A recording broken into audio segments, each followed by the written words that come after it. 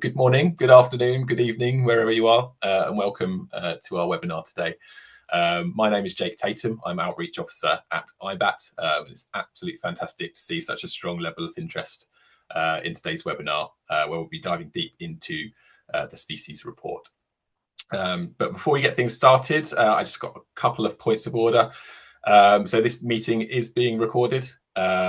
We will share this when the webinar is concluded. Also, we do have a Q&A facility down the bottom. So during the talks, if you have any questions, please do pop your questions in there. We'll have a specific Q&A section at the end where hopefully we can answer as many as possible. But if we do not answer any, we will put together a quick Q&A sheet that we can send around and answer anything that we didn't answer during the webinar. So I would like to introduce you to our speakers today.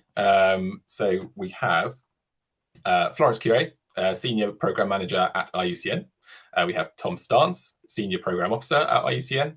We have Warwick Mustard, who's on the IBAT team in Biodiversity and Business Lead. And we have finally, last but not least, Mark Leckie, our Program Officer at IBAT. So just to take you through today's agenda quickly, we'll start with an introduction to IUCN RHINO with Florence. We will look at STAR, and then we'll go more into using IBAT for IUCN RHINO, a summary, and then, as mentioned, we will go into the Q&A. For those of you who are not familiar with IBAT, we've got a lot of attendees today, so hopefully there's some new faces. I wanted to give you a quick introduction. IBAT's a unique alliance between four of the world's leading conservation organisations: the IUCN, Conservation International, BirdLife International, and UNEP, World Conservation Monitoring Centre. This collaboration allows us to provide the most authoritative, integrated and up-to-date spatial information on global biodiversity. Crucially, IBAT operates as a cost recovery mechanism, directly supporting the update and maintenance of three of the world's most authoritative global biodiversity data sets: the IUCN Red List of Threatened Species, World Database on Protected and Conserved Areas, and the World Database on Key Biodiversity Areas. We translate critical data into accessible tools and reports, enabling decision makers in business, finance, and government to understand and manage their nature risks and opportunities. So before we get started, I just wanted to frame the situation regarding biodiversity at the moment. The world's facing an accelerated biodiversity crisis. Global wildlife populations have declined by 69% on average over the past 5 decades, and as many as 1 million species are now at risk of extinction. Many of the most threatened species share traits that make them especially vulnerable: slow reproduction, large spatial needs, and heightened exposure to pressures such as habitat loss, overexploitation, and illegal trade. This is not only an ecological emergency, it's a material one as well. With over half of global GDP dependent on nature, biodiversity loss now represents a profound risk to biodiversity continuity, supply chains, and long-term economic resilience. Despite decades of conservation effort, these declines show that traditional approaches alone are not enough. What is urgently required are targeted, science-based interventions capable of delivering rapid, high-integrity gains for species and ecosystems most at risk. Achieving this demands a shift towards solutions that can demonstrate measurable outcomes, reduce threats effectively, and produce clear evidence of recovery. That shift is precisely what we're here to discuss today. So with that, to kick off our presentation, I'm delighted to hand over to Florence Curie from the IUCN, who will introduce you to her work on IUCN RHINO. Ooh. Here we go. Thank you very much, Jake, for the introduction. Good morning, everyone. Jake just presented a very dark image of what's happening, and it's true that there is a lot in front of us that needs to be done. We have a global biodiversity framework that's been adopted in 22, which includes 4 goals and 23 targets, and is quite comprehensive. And essentially, when we speak of defining nature positive, it's the first start because we're going to hear about that today. Nature positive actually translates in 2 words the ambition of this global biodiversity framework. And essentially it means halt in 2 words, halt and reverse nature loss by 2030 on a 2020 baseline and achieve full recovery by 2050. So it means that nature positive is a goal, and it is to biodiversity what net zero is for climate.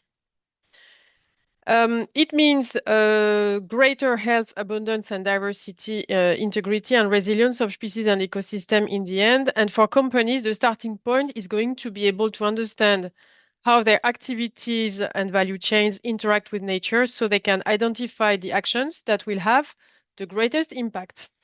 Can we move to the next slide? Don't think I have. Thank you.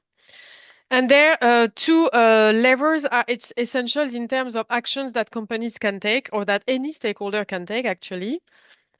First, if you compare the two images, the two curves you have on the slide, you see that if you want to bend the curve, we need first to reduce the pressures drastically and the threats that human activities place on species, habitats, and ecosystem. So if we don't stop the losses first, nature cannot recover. And once you get this right, or once we get this right, we can work on restoration and restoring habitats and ecosystem to enable the recovery and the long-term resilience. Another thing maybe before we move forward is to recognize that ecosystems are interconnected and species, they move across landscapes. So it's almost impossible to think in isolation for any stakeholder. It's absolutely critical to think and act at the landscape level, across value chains and across sectors, and to collaborate with others, including local communities and indigenous people. And this alignment only can ensure that conservation efforts are consistent and deliver results for both nature and people. So it's important there is this dimension of nature and people in nature positive to have that in mind. However, if we want to deliver all of this, we need new thinking, we need new approaches, and we need new metrics to measure and assess nature positive contributions that are robust and of high integrity. And precisely the new IUCN RHINO approach to deliver rapid, high integrity nature positive outcomes aims to fill this gap. Next. So here you have so it's not about rhinos, it's about rapid, high integrity nature positive outcomes, obviously. And the whole purpose of the approach is to fill the gap we just mentioned and to guide organizations on what to do, where to act, and how to measure progress towards nature positive outcomes. So RHINO aims to provide a robust science-based framework for companies to assess and demonstrate their contributions to global biodiversity goals in a way that is aligned with nature-related disclosure frameworks, typically the TNFD frameworks that you may be familiar with. To achieve this, IUCN RHINO relies on global data sets such as the IUCN Red List of Threatened Species and the IUCN Red List of Ecosystems, along with core metrics derived from them. STAR is the metrics derived from the species, the Red List of Threatened Species, and is currently the only robust measure available for assessing the species extinction risk.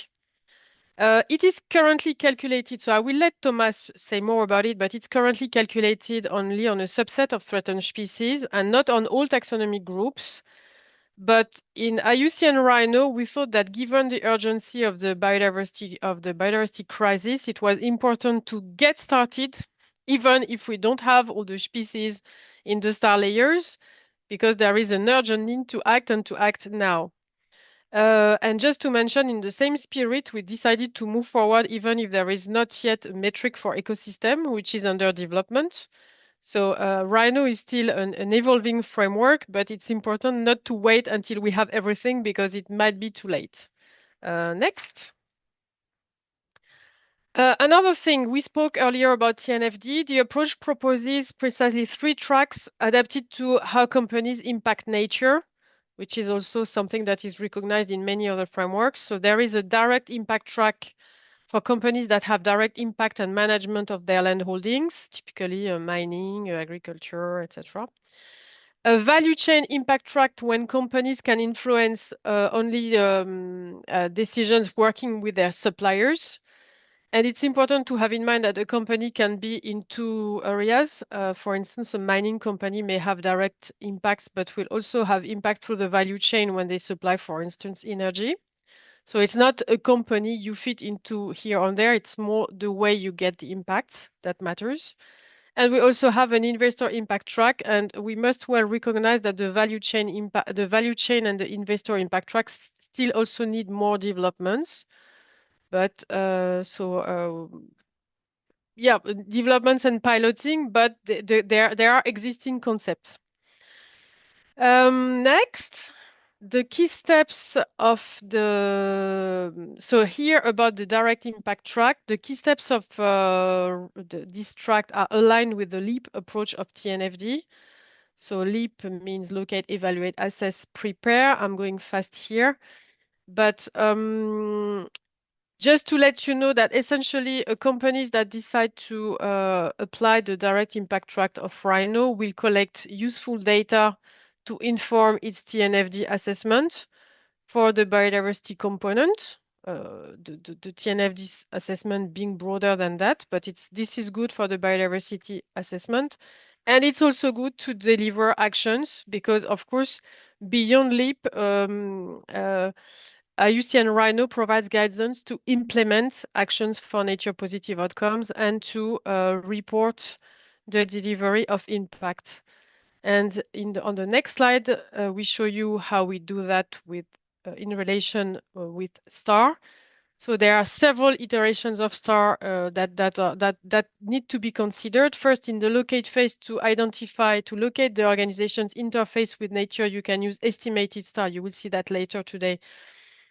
To identify your priority sites. And on your priority sites, you will move to the evaluate and the assess phase, refining your calculation of STAR with data from the ground, engaging with your stakeholder in the assess phase to make sure that you got your ideas right and you have good ideas of actions that are meaningful. And based on that, you can work to prepare your action plan, and by which you will be able to calculate a target STAR. What is the expected impact on the species extinction risk you can hope to get if everything runs fine? You implement, and in the last stage, you can calculate a realized STAR to finally consolidate the results you get. At the moment, we have about 20 pilots running. It's on the next slide, sorry. 20 pilots and case studies with companies, governments, cities, and civil societies. There are still governments, cities, and civil societies because the colleagues from the science team are still working a lot to refine, adjust, advance the science that goes with with IUCN RHINO. With companies, you have a series of logos here, and we have, with all the companies you have here, they already communicated on their contribution. We have a few more in the pipeline, to be honest. These are all companies from the mining, extractive sector or from the forestry sector, because it's the portfolio I'm working with, and we were tasked to pilot first the approach. So please, it's not limited to that. We will have more pilots, for instance, in the renewable energy sector or in the agriculture sector coming. But just to let you know that there are already robust case studies from important companies who decided to test the approach to inform their strategy and to strengthen their existing action plans. Last but not a few words of conclusions. In a nutshell, next and final slide. So in brief, IUCN RHINO will help organizations identify high impact areas for conservation, typically in the locate phase, measure and aggregate biodiversity contributions across sites, portfolios, and value chains, because this is what STAR enables. So it's a big added value of the tool. And wherever you have a priority areas, you can measure and aggregate. Ultimately, you can report and disclose your nature-related risks and opportunities, for instance, with TNFD. Align with global biodiversity targets, because if you design actions based on the diagnosis of your impacts on species, well, then you have better chances to contribute to the GBF and contribute meaningfully in the end to reversing nature loss. Thank you very much. Thanks, Florence, for setting the context there. And in just a few minutes, Jake is going to actually present some of the new features of the brand new IBAT species report. But first of all, I've just got to give you a brief primer on the STAR metric, which is the species threat abatement and restoration metric. STAR is the species metric at the beating heart of IUCN RHINO, and it's also the metric that drives the new IBAT species report that used to be called the STAR report, but it's still based on a new version, actually, of the STAR metric. So I'll just give you a brief background in what the STAR metric is, why we've produced it, and how we produce it, and how it contributes to the new IBAT species report. So STAR quantifies the potential reduction of species extinction risk in specific places. So it's spatially explicit, and it helps us to work out what's the you can actually use it in two ways. It's two sides of the same coin. You can use it for risk screening, but the way it was designed to be used was actually to identify opportunities to reduce extinction risk, and to be able to put a number on those opportunities, and to be able to compare them across different scales. So the metric is additive, comparable, and scalable. So what I mean by that is that you can say, compare all of the sites across a portfolio of sites and see which site has the greatest potential for reducing species extinction risk. You can compare landscapes within a country. You can compare countries between each other. And so the metric supports organizations and all kinds of actors across the whole of society to prioritize actions that you can take to help bend that curve and contribute towards a nature positive future, and to prioritize those actions, and then to also be able to report, importantly as well, about the contributions that you've made, and to be able to quantify those contributions. Next slide. So how is STAR actually produced? The metric is based on the IUCN Red List of Threatened Species, which I expect most people are familiar with. The IUCN Red List assesses the extinction risk of species. There are over 160,000 species assessed on the Red List at the moment, of which about a third of those are threatened with extinction. STAR incorporates threatened species and near threatened species. So these are species that require some kind of action to be able to take them away from those threatened categories and more towards least concern, which is where we want all of the species to be. So we take this information we take the red list category from the red list of threatened species, and we also take the range map, produce habitat maps, and we take the threats as well on the species assessments on the red list. There's a list of threats which are impacting those species. And then what do we do with that information? Next slide.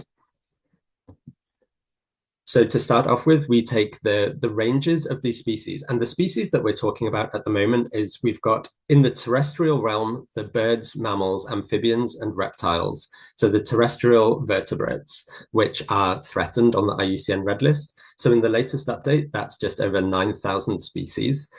And also, by the way, Florence alluded to this, so I'll just mention it here. There are plans underway to bring in a bunch of other taxonomic groups into the metric as well, in both the marine and the freshwater realms next year.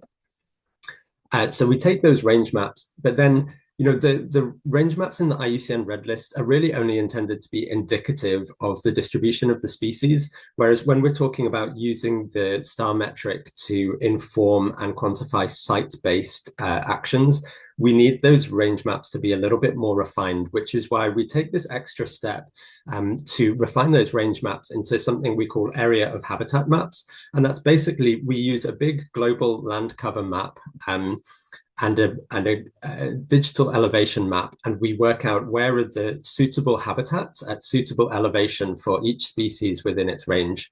So the habitats and elevation information for the species is included in the red list assessments. So say this species occurs in wetlands, or this species occurs in forests or shrublands. So we identify where are those habitats within the range. So it's a bit more refined than the raw range maps. So then the next step we take is we weight each species by its red list category. And by the way, it's the same weighting as we use in the red list index for anyone who's heard of that as well. So critically endangered species score 400 star points.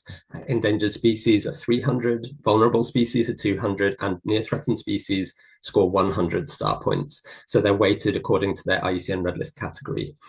And then for any given, for each given cell in the star metric, and by the way, the resolution of the metric just went from 5 by 5 kilometers, so 25 square kilometers, down to 1 kilometer resolution in the latest update a few weeks ago. So for each of those 1 kilometer cells all around the world terrestrially, we've assessed the proportion, how many threatened species there are, what's the proportion of their global habitat within that cell, and how threatened are they on the red list. And we put all of that together, and we've got this global star threat abatement map, which sits behind the species report. Next slide, please. So then we also take the threats information, which I mentioned from the red list assessments as well. So what this tells us is, what are the important threats to these species? So they're also coded in the red list assessments. If you go onto a red list assessment page for a species, it will tell you what are the threats impacting that species. And not only do we have the threats which impact the species, but also we often have in the red list assessment an indication of the scope and the severity of the threat to that species. So the scope is what proportion of the species' global population is impacted by that threat. And the severity is what's the expected population decline for that species because of that threat. So how acute is that threat impacting the species? And we combine those two pieces of information together to get to weight the relative importance of each threat. So the higher the scope and the higher the severity for each threat, the higher that threat is weighted for the species. And we've done this for all of the species where information is available from the IUCN red list. And so that allows us to, for any given site, when you run a species report, and Mark will show this in the example, you'll get a breakdown of all the threats, and they're all weighted as well by their relative estimated importance. And then just to mention, it's based on the IUCN threat classification scheme, which is kind of a hierarchical scheme. At the top level, the threats are things like agriculture, aquaculture, and so on.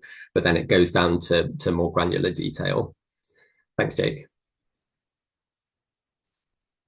And so bringing it all together, how can we then use STAR to screen sites? So say if I've got a site or area of influence or whatever in IBAT, so that's in this illustration, that's the white dashed line. Then what the species metric does is it goes to the species report, sorry, so it uses the STAR metric. It goes within my site, what are all of the threatened species? What's the proportion of their global habitat within my site? And what are the threats to those species? So in this example, you can see this site contains 20% of the global habitat of a mammal species and 50% of the global habitat of a bird species. And in some cases, you'll have an endemic species. So like this frog here, this amphibian, 100% of its global habitat is within that site, which means that 100% of the potential to reduce the extinction risk of that species is within this one site. And then you can see how that's weighted then in the STAR score. I think I'll leave it at that on this slide, and we can move to the final slide, Jake. Thanks. So in summary, STAR, the metric, quantifies the potential contribution that abating threats and restoring habitats in specific places offers towards reducing extinction risk of species. It's a species-based metric, so it's very species centric, and contributes to it's a complementary indicator for target 4 of the global biodiversity framework, for example, on preventing extinctions. And then through the IUCN RHINO approach, the STAR metric can help to demonstrate how local interventions contribute to global goals, and it helps you to quantify that. So what contribution can I make in my site towards nature positive outcomes, for example?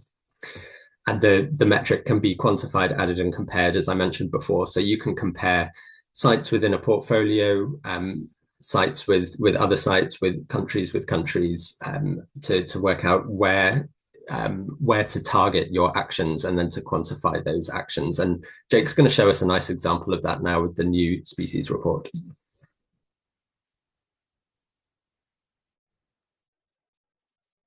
Hi. Good morning or good afternoon, everyone. Thank you to Thomas and Florence, who have first taken you through IUCN's RHINO's approach, where it essentially helps you take nature positive actions in a really rapid but still high integrity way. And then Thomas has shown how the core metric of IUCN RHINO is the species threat abatement and restoration metric, which hopefully you'll have a better understanding of. I'm now going to try and put those two aspects together into a hypothetical case study. We're going to use a really simple site and simple examples so you can follow how you can align with TNFD while taking nature positive action. So first, I'd like to introduce Moscato Limited, which is our hypothetical company. They're a small renewable company with 3 hypothetical sites. They have a hydropower site in northern Canada.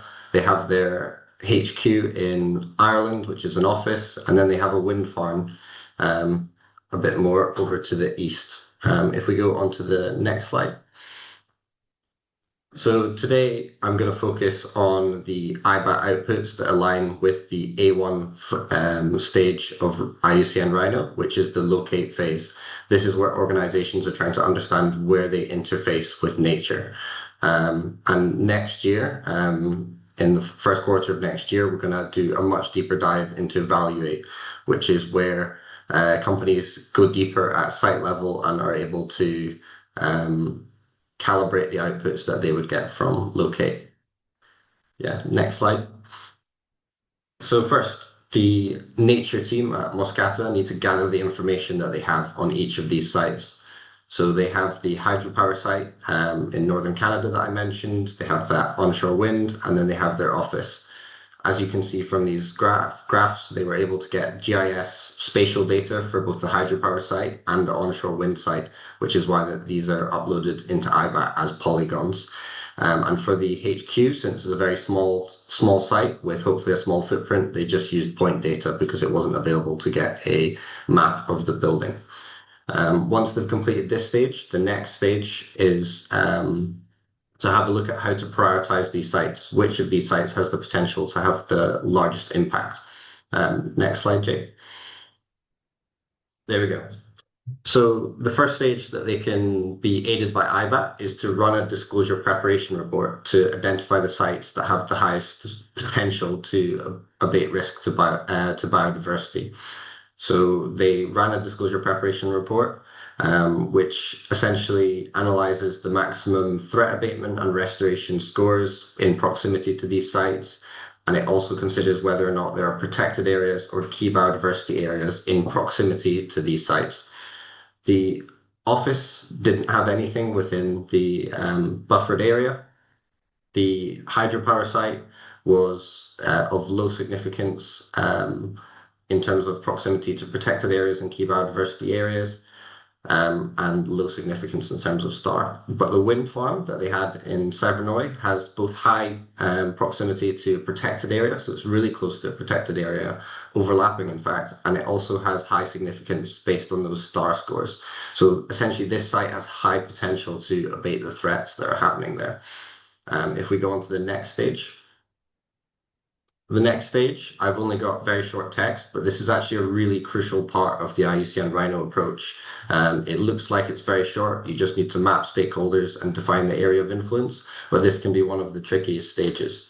So mapping stakeholders at a landscape level looks at things like Indigenous peoples, local communities, NGOs and governments that operate in the area, as well as other companies that might be just outside the area of influence, but still within the landscape, because if actions are going to be taken, it might involve the wider landscape rather than just on the site. And then the next stage, again, looks very simple, but defining the area of influence is really, really important, because you need to understand where you'll actually be able to take impact.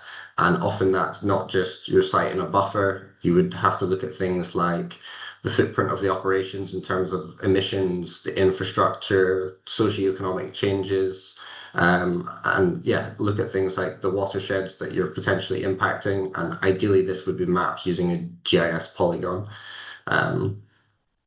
So yeah, so once you've managed to complete those stages, the final stage of locate is to begin to gather the preliminary lists of threatened species and the threat data of those species. So this is where IBAT's new species report comes in. As has been mentioned by Tom earlier, there's quite a few updates we'd love to flag and highlight at this point. So we have upgraded the threat abatement resolution from 5 kilometers all the way down to 1 kilometers, which, yeah, again, is a 25-fold increase in resolution. The habitat matching or habitat crosswalk from the species into star is much better. So we should have more accurate AOH validation. We have also added reptile species. So now star doesn't just contain mammals, amphibians, and birds. It also has the addition of reptiles, which gives broader taxonomic scope. And then in the report, we also have a whole host of new features, including all the way down to the IUCN Threat Classification Scheme Level 3, which sounds a bit boring and dry, but actually it means if there's an invasive that's impacting one of the species on your site, it will name the invasive if it's on the red list assessment, which is really crucial if you're trying to mitigate against it. Okay, yeah, next slide. So this is where Moscata Limited have done a IBAT species report, an estimated species report. So some of the key findings we have on the left-hand side is that it is in the 82nd percentile when compared with global scores. This means the average score on our site is higher than 82% of global cells of 1 by 1 kilometer. We can also see that within the country it's in, it covers 0.02% of the terrestrial area, but contains 0.2% of its star score. So it punches well above its weight in terms of its potential contribution to reducing extinction risk, despite being a very small site.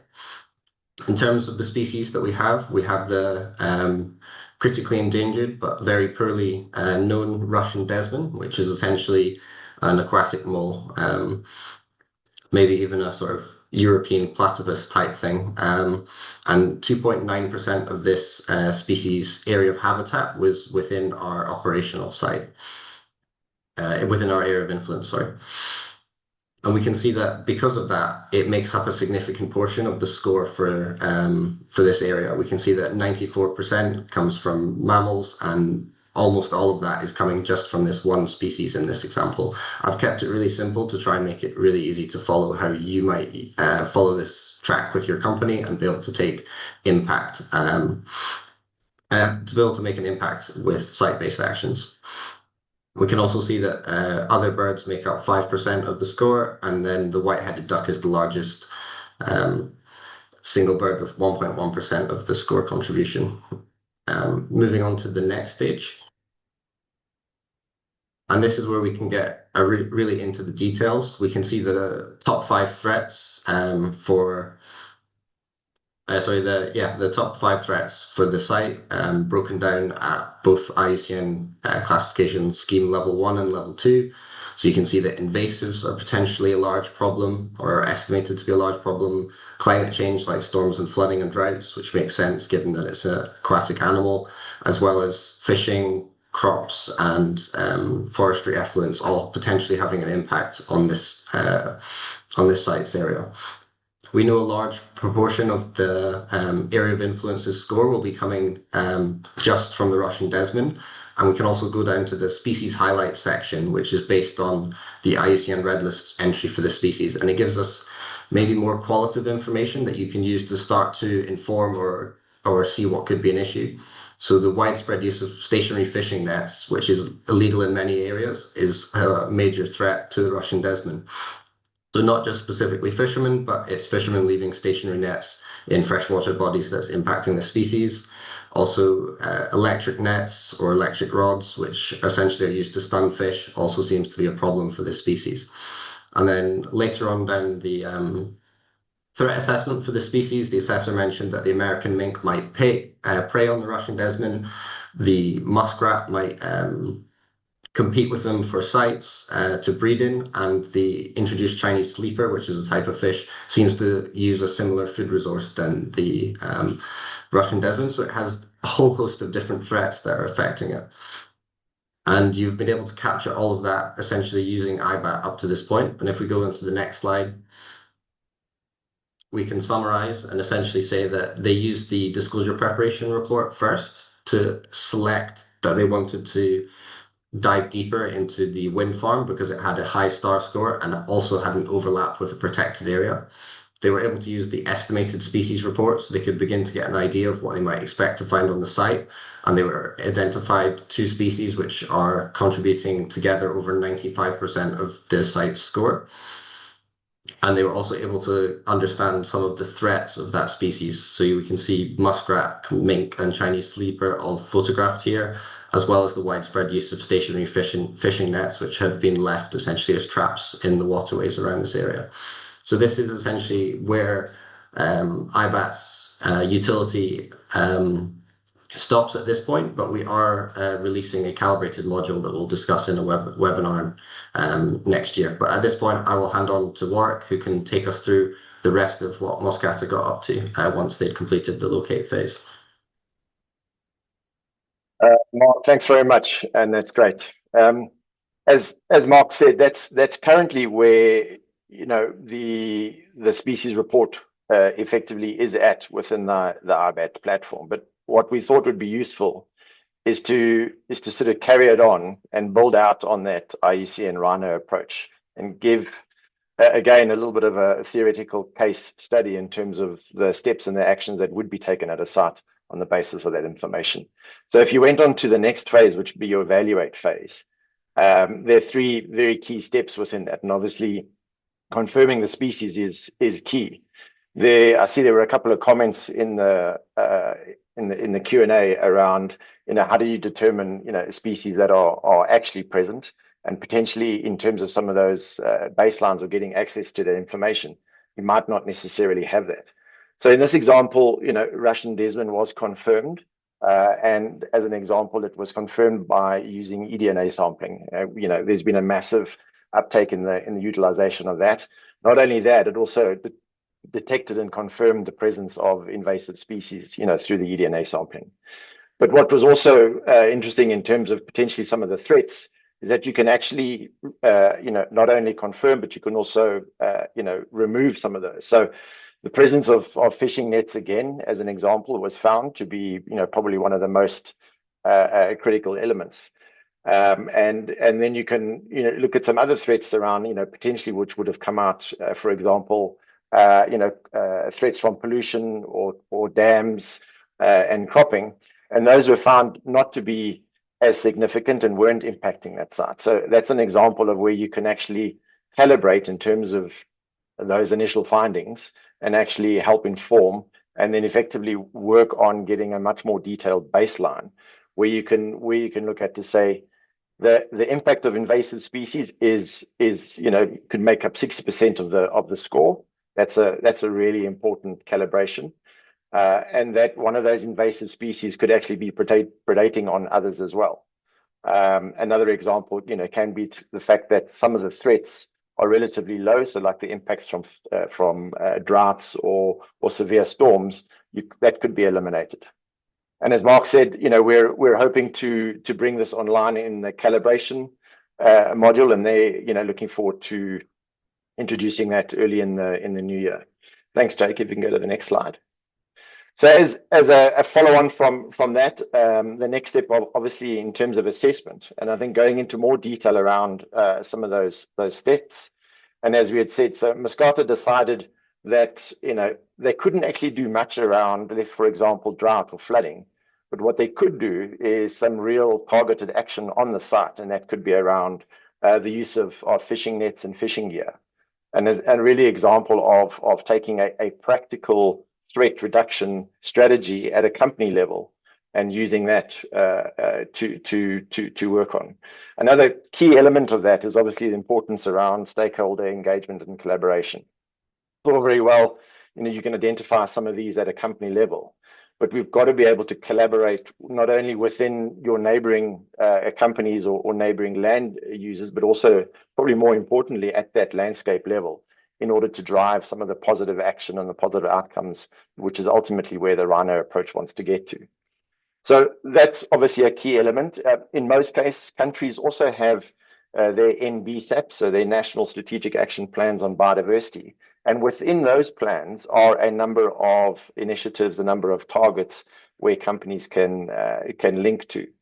And in this example, potentially around some of the fishing impacts is something that could have been picked up within that NBSAP.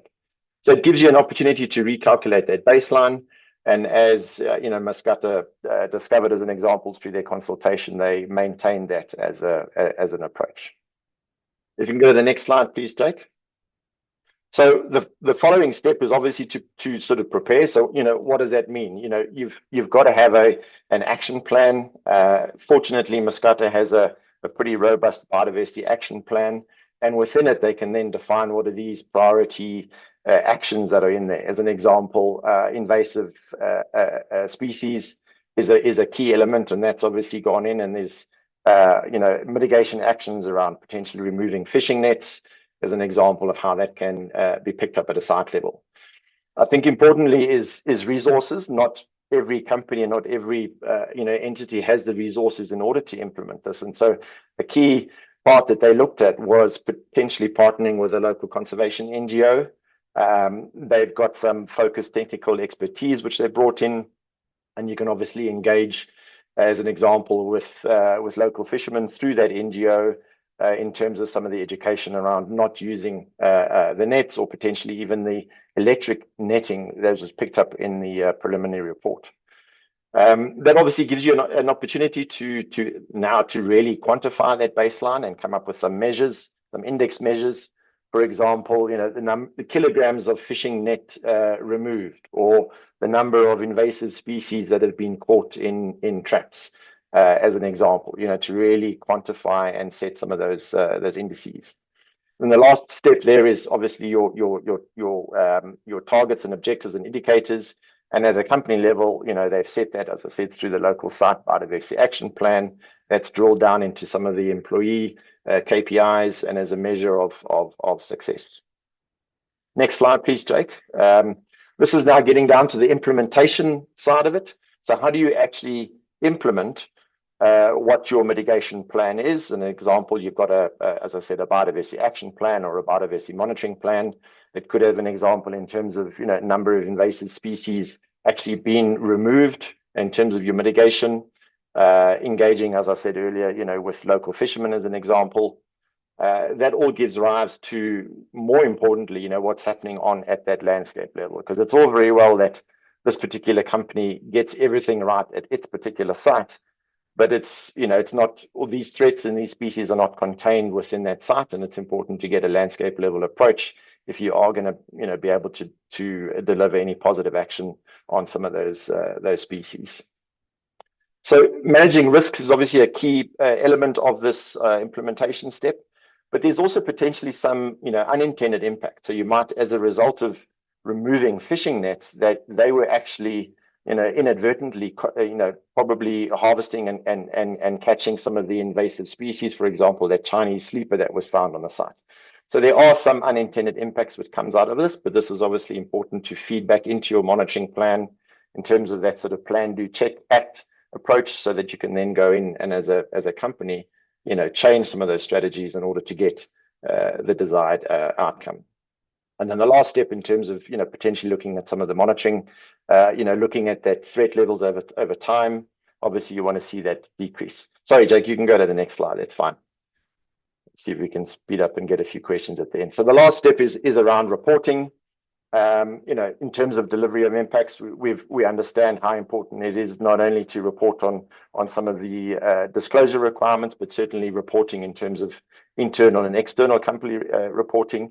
You can then include that in terms of you quantifying the impact on extinction risk to those particular species that you've identified. You can actually you've set some of your baseline scores. You've actually got some of the monitoring results around from the actions that you've taken and implemented in order to demonstrate that you are actually achieving some of those positive biodiversity outcomes. And then, finally around, how this feeds into some of your national and also global level reporting, as Florence indicated right in the beginning, this critical approach around delivering nature positive and nature positive action, not only by 2030, but also, contributing to national progress and national targets, either through a national level in BSAP and some of those international and regional targets. So that's an example of where it can work to, and then hopefully we can carry on the discussion from there. Thanks, Jake. Excellent. So just before we go to the question and answer section, I just wanted to leave this slide up whilst we talk as a quick summary of what our speakers have spoken about today. So IUCN RHINO allows you to take meaningful action while aligning with TNFD. STAR quantifies potential reductions to extinction risk, and IBAT provides the tools to support this journey. So thank you for all of our speakers. As we go into the question and answer section, I can see some really good questions. I think I will start with a really good one. What qualifies as nature positive outcome for a certain companies, and are there associated KPIs? I don't know. Florence wants to talk to that, or Warwick seems to be quite keen. Yeah, happy to pick up on that one, Jack. And I think this is an example of where there's an expectation that companies are not only mitigating their impacts from, in this case, direct footprint or direct operations. There are these opportunities within the landscape that get identified, and I think that was the point around where ultimately STAR and obviously the RHINO approach are at is not just to focus in on mitigating impact, but there are these landscape level opportunities.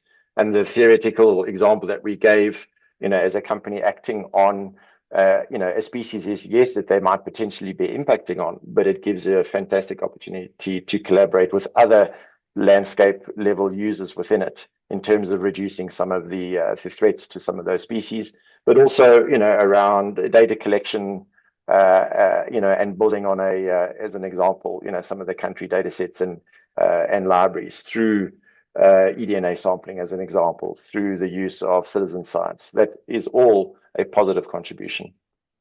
And Florence, if you wanted to add.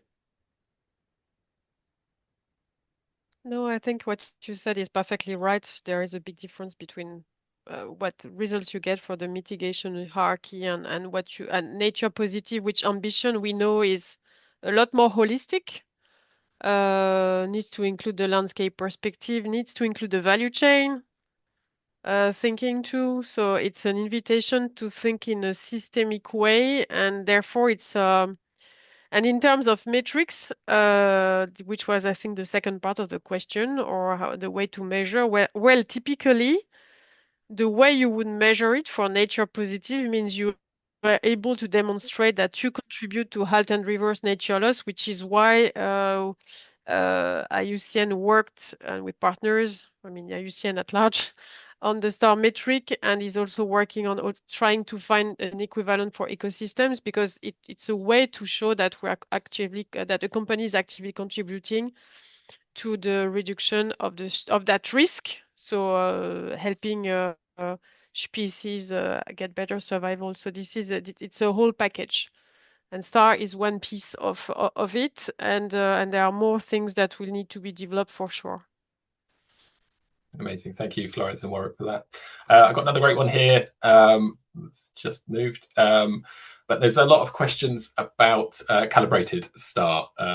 When it's coming, will there be advice from the IUCN and IBAT as to how to go about that? Tom or Mark, do you want to take that one? I'm happy to take that one, at least to give an initial answer. Yeah, we're actually really close to implementing this in IBAT now. So the calibration module in IBAT will allow you to, so say you've just run an estimated species report, then you'll be able to go in and based on data from on the ground, you'll be able to add and remove species, add and remove threats, and change the scope and severity of the threats to those species within your site based on local knowledge and data. That's a really important step to be able to do that, to set a calibrated baseline. And then you'll be able to rerun your report and you'll get a new calibrated species report based on that. As for the exact timelines, I'll leave that to IBAT, but I think we're pretty close. I think we're talking about kind of early next year for the launch of that. We've incorporated some kind of guidance into the calibration module in IBAT as well to help you as you're going along. There's also quite a lot of guidance in the IUCN RHINO source documentation as well. So maybe we can put a link to that in the chat. Awesome, thank you, Tom. A really good question here from Marley. While the focus seems to be on nature positive outcomes, it seems like this could be used by developers for early stage for potential sites. Mark, do you want to speak to IBAT's capability of looking at potential sites rather than current sites? Yeah, so I'm not sure if STAR will be in the final version of this, but IBAT is looking to update our IFC Performance Standard 6 report. We understand that they're obviously going through a revision of their recommendations as well. And we're going to track that process closely. We're going to try and get involved to make sure that our reports align as best as possible, so it's easier for development banks and consultants who are trying to screen for critical habitat are able to do it as best they can in IBAT. I'd like to see STAR in that report, but whether or not it aligns with the framework, we'll have to see. I think Florence has a hand as well. Yeah, thank you, Mark. Well, I had something for the previous question, but now I'm also happy to add something to what Mark just said. I think in the IFC, the definition of critical habitat in IFC is includes critically endangered and endangered species, and the scope of STAR is slightly broader because, as Tom said, we include all threatened species from near threatened to critically endangered. So we add vulnerable and near threatened to what is currently covered by the critical habitat definition. So just to say that yes, there are lots of common aspects, and yes, in terms of thinking, I think if you use the critical habitat definition, yes, it's probably the same type of thinking that you could use as a starting point. But STAR will certainly add the vulnerable and near threatened species in the thinking. And then about calibrated, having been through the calibration process with several companies manually, because we did not have the module that Tom was referring to, I think the module will add lots of value and will ease the work. We may also find in the process that there could be ways to make that even more easier, because again, this is all very new. This is new science. New development. So I think we'll have to, typically I'm thinking that for very large landscapes, large land holdings, etc., maybe the module will not completely be suitable. So I think we will have to, the module will be a great added value, but we are open to feedback and areas of improvement with the colleagues of IBAT to be sure that we propose something that's very that meets your requirements to deliver. Amazing, thanks, Florence. So I think I'll throw this one back to you again, Florence. There's a question from Gustavo. Can Rhino be applied to marine areas once Marine Star is available in IBAT? Yes. Except that that's the intent. I think there was really an intent to develop an approach that can work in all type of environments, and we could add fresh water. I see Tom nodding, because really we know that there are some companies that operate in across different realms, and it's important for them to have something to be able to use approaches that are consistent, even if of course the way STAR works is slightly different in aquatic environments versus terrestrial environments for sure. But yes, it will be definitely possible once the layers are available, and probably some slight adjustments here and there, but yes. Yeah, fantastic. I think we're running out of time for questions. We will be putting together a document answering all of the questions that have been put in the Q&A section, so we'll redistribute that around. So apologies if we didn't get to your question today. I know before we finish out, Florence just wants to finish off with some more information before we go. Yeah, first I would like you guys, IBAT team, thank you so much for showing that that Rhino is already in action. So that's really cool. We have this was all launched at IUCN Congress, so it's still relatively recent, like it's one month old or something. You can find a technical source document. It's available on the IUCN RHINO website. Don't panic when you go on the IUCN RHINO website. You need to go down to the resources. You need to scroll down to find the resources and to find the link to the paper. But there is a paper where you will have some resources, and you will see that we build actually on many existing resources. We don't reinvent the things that are working fine. So I saw several questions about that, and really no. Rhino builds on practices that are already proven. We also have a training course on the IUCN Academy that will be less technical and more about definitions than what you saw today. So might be also interesting, and there will be a longer training that will be developed next year. So you will know it in due course. And there are 2 case studies, a bit more detailed in how the steps have been implemented for Anglo-American and Suzano. Suzano is a bit more technical because they have very large land holdings and complicated area of influence, and so I think it can be interesting for those of you who are curious to see how companies use the scores to get somewhere. And the Anglo-American, I think, is easier to start with.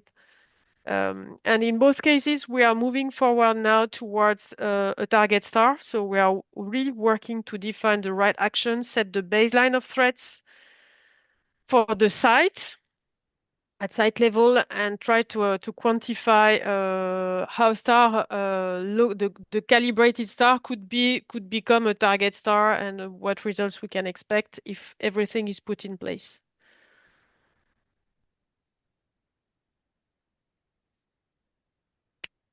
And this will be the last word. So if you want to access of course, IUCN RHINO website, this is here. Thank you so much on my side to all the speakers today, and for your participation. Thank you, Florence, and thank you, as you said, to the rest of the speakers, Warwick, Mark, and Tom. I'm sure you would agree there's some great content in there today. And thank you all for attending. We will be redistributing the recording of this webinar later on, as well as the slides. So you'll have all that information as well as the question and answer. But thank you very much, and I hope you all have a great day.